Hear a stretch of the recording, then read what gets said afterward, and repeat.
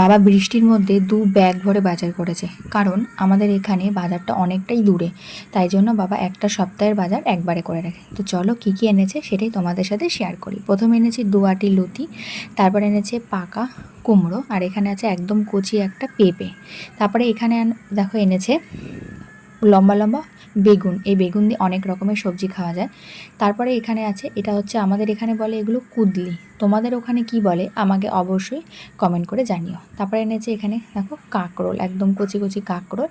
তারপরে আছে একটা বাঁধাকপি, এই বাঁধাকপিটা কিন্তু খুব সুন্দর ছিল, একদম ঠাসা ছিল, বেশ নরম ছিল, খুব ভালো ছিল।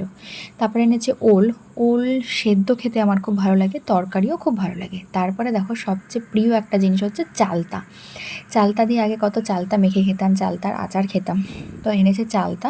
তারপরে এনেছে একদম দেশি পটল। তারপরে আরেকটা ব্যাগে আছে দেখো পুঁই শাক। পুঁই শাক, কুমড়ো, বেগুন দিয়ে খেতে কিন্তু খুব ভালো লাগে। তারপরে আছে ঝিঙে, একদম কচি নরম ঝিঙে। আর আছে এখানে প্লাস্টিকে দেশি শশা দেখো। আর এখানে আছে পেঁয়াজ আর আলু। আর আছে এখানে দেখো দেশি কাঁচা লঙ্কা, এগুলো কিন্তু খুব ঝাল হয়। ব্যাস এই ছিল আজকের বাজার। দেখো কত বাজার করেছে বাবা এখানে। তো ভিডিওটা কেমন লাগলো আমাকে অবশ্যই জানিও, ভালো লাগলে লাইক কমেন্ট শেয়ার করে দিও। টাটা।